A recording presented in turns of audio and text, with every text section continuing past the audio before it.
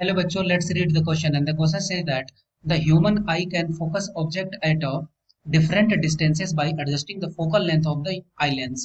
This is due to the first one presbyopia, second one accommodation, third one near sightness, fourth one far sightness. ठीक है, discuss करते हैं। तो इसके लिए की कॉन्सेप्ट क्या हो जाएगा?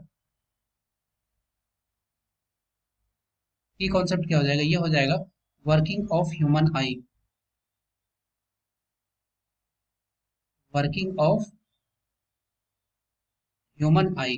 ओके, डिस्कस करते हैं इसमें वर्किंग ऑफ ह्यूमन आई में। तो बोल रहा है कि फोकल लेंथ को एडजस्ट किया जाता है, उसको क्या बोलते हैं? ठीक है, अगर ह्यूमन आई है तो जस्ट मान लेते हैं कि इसमें जो ह्यूमन आई में जो लेंस लगा हुआ है, ठीक है, ये कौन सा लेंस रहता है? ये रहता है कॉन्वेक्स लेंस। ठीक है, कॉन्वेक्स लेंस। ठीक है, और यहाँ पे जस्ट मान लेते हैं कि इसका रेटिना है। ठीक है, अब अगर आंख का जो आई बॉल होता है, ठीक है, आई बॉल,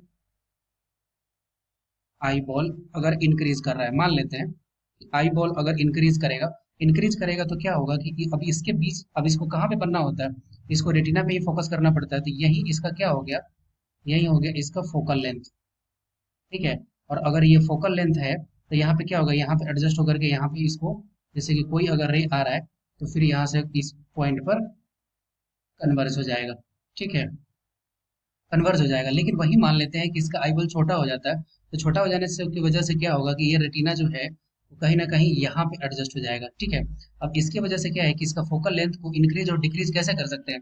इसको इंक्रीज और डिक्रीज कराने के लिए सबसे इंपॉर्टेंट एक पार्ट होता है जिसको बोला जाता है सिलियरी मसल। सिलियरी मसल्स, ठीक है, वो क्या करता है कि इसको थोड़ा सा कॉन्ट्रैक्ट या फिर एक्सपेंड कर देता है। ठीक है, कॉन्ट्रैक्ट और एक्सपेंड कर देता है। इसकी वजह से फोकल लेंथ एडजस्ट होता, फोकल लेंथ एडजस्ट होता है। ठीक है, और अगर फोकल लेंथ जो एडजस्ट होता है, इस पूरी फिनोमिनन को क्या कहा जाता है? इस पूरी फिनोमिनन को कहा जाता है accommodation of human eye. Accommodation